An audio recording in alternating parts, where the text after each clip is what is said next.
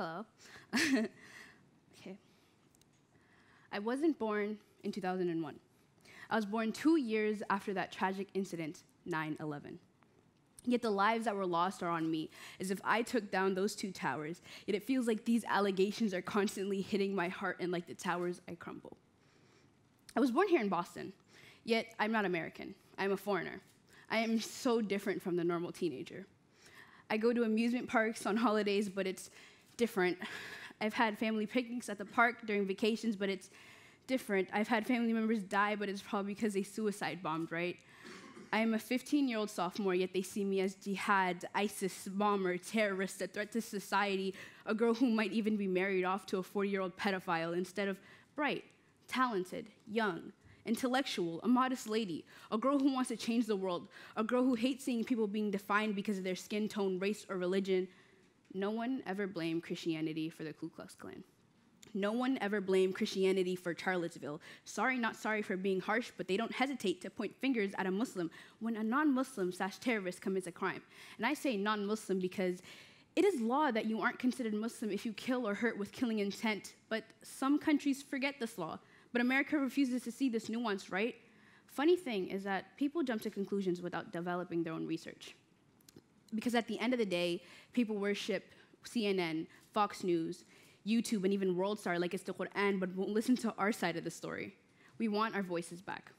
We want our freedom back. And what I mean by freedom is that I want to walk the streets normally without being stared at weirdly, without having to suffer from anxiety because of past experiences with people commenting on the way I look and what I believe in, without having to hear the infamous name of sand N-word, without being forced to assimilate at group parties, without people describing me as submissive, when I'm sure that I like to be at the top of everything.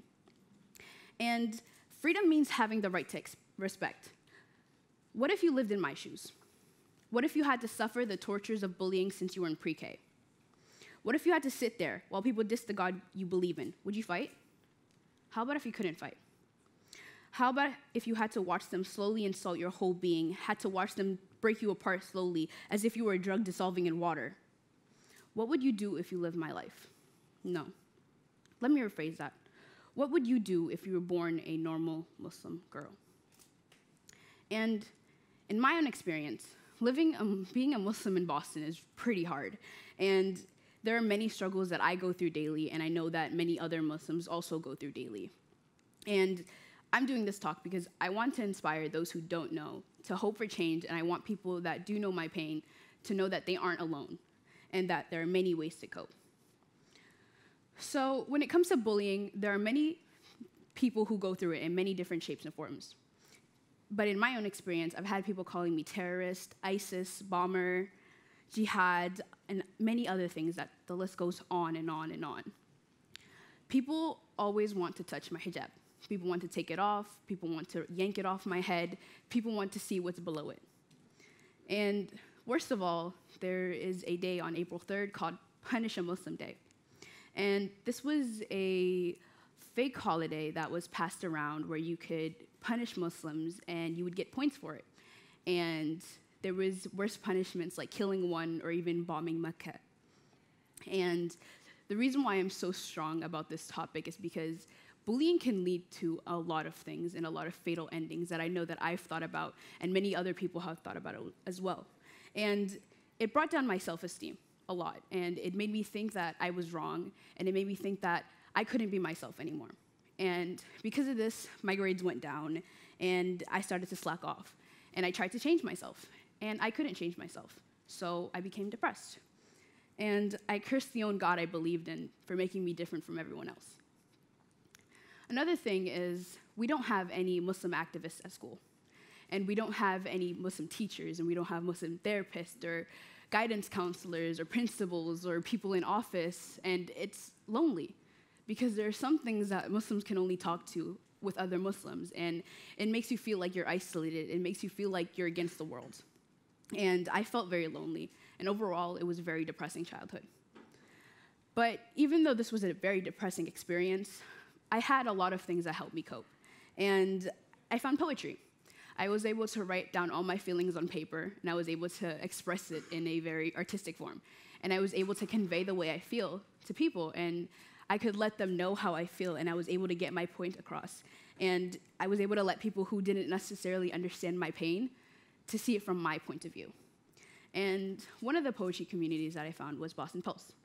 And within Boston Post, I found a lot of people, and I found a lot of friends and family and a lot of new people, and I was able to express a lot of poetry. And they let me know that I didn't have to change myself. I didn't have to be someone else. I could be me. And they didn't tell me I was different. They didn't see me as that Muslim girl or that black woman. They saw me as Sumeya Aden. But not all people cope with issues the same way. So I challenge school communities to create more artistic and poetry programs in schools and to affirm identity of all students, because communities, if you don't have a community, you feel very, very isolated, and you feel like you don't have anyone, and you feel like it's you against the world, when that's not the case. We have 7 billion people in this earth, and there's many people that feel the same way as other people. And sometimes when you feel isolated, you develop a lot of mental health issues, and it can end with very, very, very, very fatal solutions, and a smile can really hide a lot of emotions deep inside. So schools need to provide spaces that could allow people to build communities where you can share your issues with. And for us students, we need to be more understanding. We need to allow people into our communities, allow people to feel safe within our communities without laughing at someone or thinking that someone's different, because everyone's different. Nobody's the same. And as I mentioned before, a lack of community can really, really hurt someone, because as kids, teens, and adults, they need to come together. And you need to fend for yourself. You feel like you need to fend for yourself when that's not the case. And to other kids like me, I'd say step forward. Tell the world your experience. Introduce your perspective into the world, and don't let this world tell your story, because you're the only one that knows your truth. So speak it. Thank you very much.